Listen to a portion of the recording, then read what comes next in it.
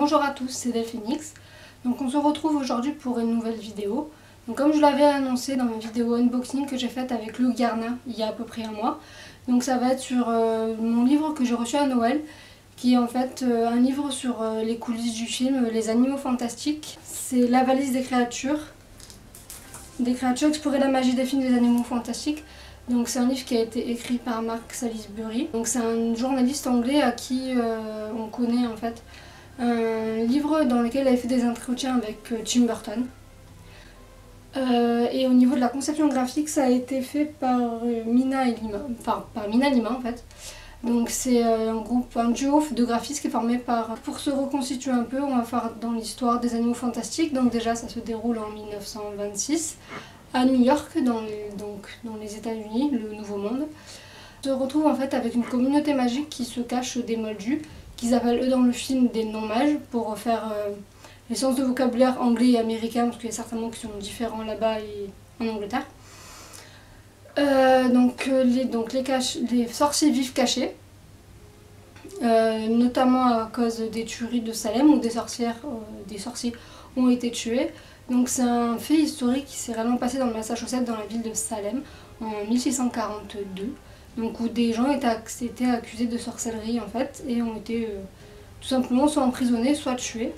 Et en fait c'est un fait historique qu'ils ont ramené en fait dans l'histoire comme étant vrai, et enfin comme s'étant vraiment passé, comme des morts de sorciers américains. On retrouve aussi dans l'univers pré-seconde guerre mondiale, avant le crash économique de 1929, donc dans l'Amérique faste qui se développe, et aussi dans dans l'immigration avec ceux qui veulent réaliser leur rêve américain, qu'on retrouve notamment à travers le personnage de Jacob Kowalski. Donc c'est un nom un peu à consonance polonaise, donc on peut dire qu'il est là pour ouvrir sa boulangerie et du coup réaliser aussi son rêve américain. Donc voilà, maintenant on va passer à la présentation du livre qui s'articule en plusieurs chapitres. Donc dedans il y a une préface déjà qui est signée par Eddie Redmayne. Donc il lui parle de pas forcément comment il auditionnait pour Norbert, mais comment il voyait le personnage, comment J.K. lui a décrit, comment lui il s'est retrouvé dans le personnage, comment il a développé son personnage et ce qu'il a préféré dans son rôle. Il adore aussi son manteau bleu pétrole, que beaucoup d'autres personnes aiment beaucoup aussi. Donc en début on commence par une partie qui est sur Norbert Dragono. Donc Norbert Dragono qui raconte son histoire, enfin pas son histoire mais lui dans le film. Il raconte aussi comment ils ont créé son costume par rapport à l'acteur, comment il voyait son personnage et la conception en fait des costumes. Ils ont des détails aussi sur les baguettes magiques et aussi qu'est-ce qu'il vient faire donc aux États-Unis dans le livre. Après on a aussi une partie sur Norbert, on voit aussi comment il a commencé à réaliser son manuscrit, son bestiaire des animaux fantastiques dont il parle dans le film et qui est sorti plus ou moins en livre dans la bibliothèque de Poudlard que J.K. Rowling avait faite, qui normalement va être édité et réactualisé, parce que là actuellement en librairie vous ne le trouvez plus. Donc après il y a aussi des pages sur les autres personnages, donc après il y en a une sur Jacob, donc le non-mage qui va ouvrir sa boulangerie, qui rencontre Norbert à la banque et qui échange malencontreusement sa valise avec celle de Norbert vu qu'elles sont identiques. Après il y en a une sur Queenie et sur Tina, elle rencontre son enfance, le fait qu'elle soit orpheline, que leurs parents soient décédés de la dragoncelle, comment les deux sœurs solidaires se sont entraidées, se sont élevées du coup entre elles. Voilà. Après on voit aussi le New York des années 1926, en fait comment ils ont créé les décors. Donc c'est tourné dans les studios de Leavesden en Angleterre, donc là où ils ont tourné l'Harry Potter. Donc en fait ils ont vraiment tourné sur des décors qu'ils ont fabriqués eux-mêmes en dur. C'est des espèces de 3 grands boulevards qu'ils ont fait avec des façades aménageables qui pouvaient changer suivant s'ils travaillaient dans la banque, s'ils faisaient le Makusa ou s'ils avaient juste besoin de faire les rues pour faire les scènes en extérieur. Et tout le reste c'était avec des fonds verts et d'autres techniques qu'on connaît déjà. Après du coup quand il présente New York, il présente aussi donc la famille Shaw, donc avec le sénateur Shaw le père qui tient justement du coup un journal très influent à New York.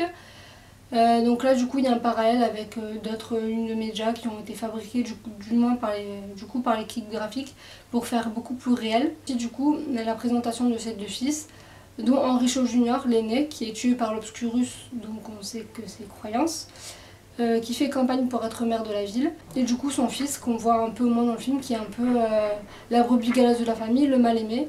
Et en fait les trois acteurs ils racontent aussi leur secret de tournage, comment ils ont fait pour créer un véritable lien familial entre eux, pour que ça soit plus à l'écran et que ça soit beaucoup plus réaliste de ce fait à tourner et à jouer. On a une présentation donc, du MACUSA, donc le congrès américain de magie, le congrès magique des USA en fait. Donc en vrai c'est le Magic Congress of United States of America. Désolée pour mon accent anglais pourri. Donc dedans il présente du coup Percival Graves, donc c'est l'Aurore qui était à la base le chef de Tina, qui a été renvoyé parce qu'elle a fait de la magie, utilise la magie devant un mage, ce qui est interdit. Pareil chez les Anglais. Donc elle a été renvoyée de son poste d'Aurore et se retrouve du coup au poste de Perny Baguette avec sa soeur. Donc après Percival Graves, ceux qui ont vu le film ils savent qu'au final, en fait on sait pas vraiment ce qu'il est devenu parce qu'on se retrouve à la fin avec Norbert qui lance sa rébellion et on se retrouve devant Grindelwald. Donc on ne sait pas ce qu'il est devenu, ce qu'il en fait à la base. Une page sur le nouveau Salem, donc on nous présente Marie ou Belboss avec ses enfants adoptifs, donc du coup croyance, modestie et chasteté. Et chasteté du coup en anglais. Chasteté on la voit vraiment quelquefois à l'écran quand on la voit distribuer les tracts ou faire les tracts avec sa mère sur le nouveau Salem. Par contre modestie on la voit un peu plus souvent, on la voit plus. Et c'est surtout que Grève pense peut-être que c'est Modestie l'Obscurus alors qu'en fait c'est croyance. Après le nouveau Salem, donc c'est une organisation philanthropique qui en fait lutte contre les sorcières, comme quoi les sorciers sont des gens mauvais, qu'il faut les tuer, qu'il faut les détruire parce qu'ils ne doivent pas exister. Donc ça fait écho du coup aux sorcières de Salem. On a aussi une page sur Cochon aveugle, Gnarlak.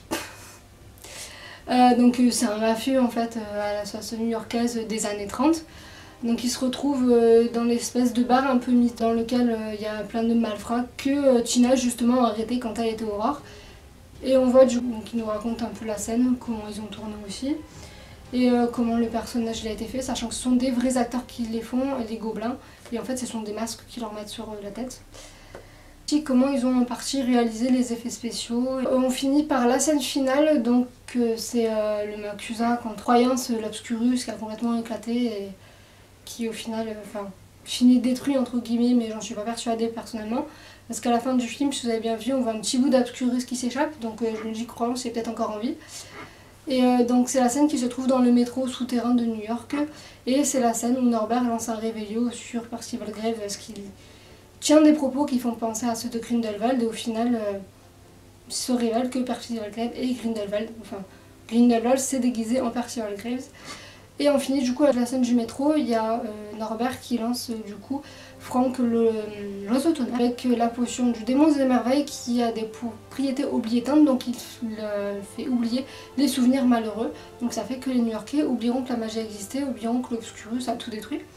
Enfin il détruit une bonne partie des choses. Après la scène de l'oiseau tonnerre qui répand donc du coup le venin de démons et merveilles dans les gouttes de pluie avec ses propriétés oubliétantes.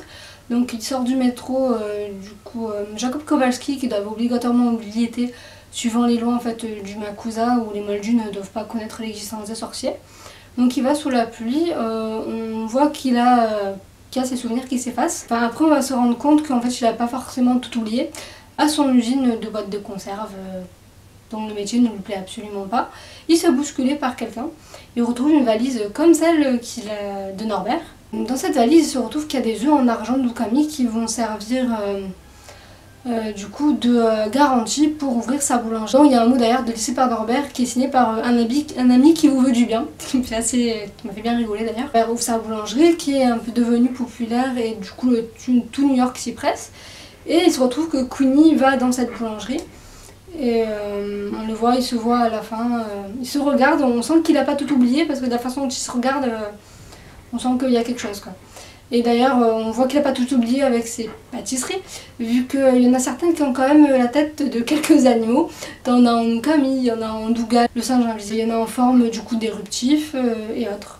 Donc on se dit qu'il n'a pas tout oublié et que du coup pour lui son expérience de la magie n'est pas forcément un mauvais souvenir, bien au contraire. Et la scène du coup finale, c'est celle du bateau quand Tina accompagne Norbert qui soit rentre à Londres, soit on ne sait pas, il va aller dans sa prochaine destination. Bon, on suit les pistes qu'il y a sur les Animaux Fantastiques, le deuxième, c'est du coup Paris. Donc il va en France. Après dans ce livre il y a pas mal d'artefacts qui ont été faits, donc j'avais un peu peur de le prendre, même si j'ai réussi quand même à le feuilleter avant. Parce que souvent les livres où il y a des artefacts, il y a un peu peur où le contenu en fait il est assez moyen. Ou c'est des choses qu'on sait déjà, donc du coup ça enlève un peu à la magie des choses, on apprend un nouveau et c'est du coup des artefacts qui rattrapent le tout. Et du coup c'est vide mais il y a plein de trucs de goodies entre guillemets sympa. Donc je trouve ça un peu dommage, mais là c'est pas le cas. Parce qu'il y en a mais il y en a pas beaucoup. Donc dans la partie de Norbert, il n'y en a pas du tout. Dans celle de Tina, on voit sa carte d'identification pour le Makusa, celle qu'elle montre quand elle rencontre Norbert à la banque. Après dans la partie du Makusa, il y a des cartes. Surtout avec un planisphère de l'époque. Après on se retrouve avec la carte des États-Unis de l'époque et surtout les antennes régionales des Makusa et les points un peu chauds où les sorciers se font persécuter. On retrouve aussi du coup dans la partie du cochon aveugle les avis de recherche de Tina et Norbert. Donc celui de Tima je les ai pas sortis, mais par contre il y a celui de Norbert qui est derrière moi. Et celui de Tima ben, c'est le même en fait. Ici dans la partie des sénateurs de New York et donc de la famille Shaw et donc du sénateur Henry Shaw Jr. Il y a le tract de campagne pour sa campagne de maire de New York. Et dans la partie du Nouveau Salem aussi, il y a un tract, on voit quand ils les impriment et qu'ils distribuent aux enfants défavorisés qu'ils nourrissent. Donc globalement je trouve que c'est un livre qui m'en a appris pas mal sur le film, sur les coulisses du film. D'ailleurs depuis on a appris que les fabuleux costumes ont été primés d'un Oscar. Donc c'est quand même une très belle surprise et surtout pour le manteau bleu pétrole de Norbert Dragono que j'avoue que j'adore. Qui change des robes de sorcier d'Harry Potter et des pulls informes que Harry portait dans le film. Après globalement oui je trouve que c'est un très bon livre qui en apprend pas mal. Après le prix si je ne me trompe pas est dans une 50, entre 40 et 50 euros je crois, si je me rappelle bien. Je l'ai eu à Noël, mais il se trouve que je l'ai choisi dans la librairie, je l'ai montré à ma maman, je lui ai fait je veux lui. Elle me fait ouais c'est bien je te l'emballe mais tu l'auras qu'à Noël.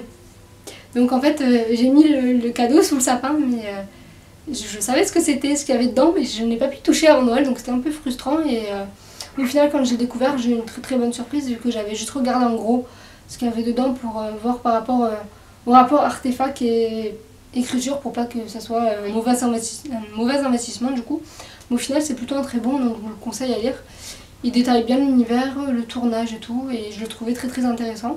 Il n'en dit pas trop sur les animaux par contre, mais il décrit par contre quand on les voit c'est lesquels et quand on les voit à quel moment quand Jacob découvre la valise avec Norbert. Mais c'est vrai qu'on n'en sait pas forcément beaucoup plus. Après peut-être qu'on en saura un peu plus dans le livre des Animaux Fantastiques qui va ressortir.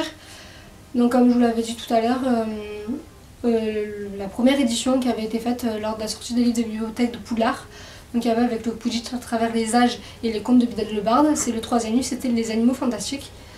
Donc c'est un manuel scolaire qu'ont Harry et Ron et dedans il y a les commentaires d'Harry et Ron sur les animaux. Mais aujourd'hui en librairie on ne trouve plus celle-là sur donc la première édition on la trouve plus. Ou si vous la trouvez sur internet ça a des prix, faut être riche pour les acheter. Quand je sais que j'avais demandé à mon libraire s'il n'avait pas l'ancienne édition, ils m'ont dit non on a dû les retirer. Mais par contre normalement vers mars à peu près, c'est ça qu'il m'avait dit. Il va se faire rééditer et il va ressortir. Donc quand il sera sorti, je pense que j'irai l'acheter. Et d'après ce que j'ai su, normalement sur la Gazette des Sorciers, qui le rééditent, mais qui vont le réactualiser et rajouter d'autres animaux. Donc c'est pas impossible qu'on se retrouve avec des animaux qu'il y a dans le film du coup, et qu'on n'avait pas initialement dans le livre. J'espère que cette vidéo vous a plu. N'hésitez pas à mettre un petit pouce bleu et mettre un petit commentaire si elle vous a plu. Et dites-moi aussi en commentaire quelle prochaine vidéo pourrait vous plaire du coup sur ma chaîne.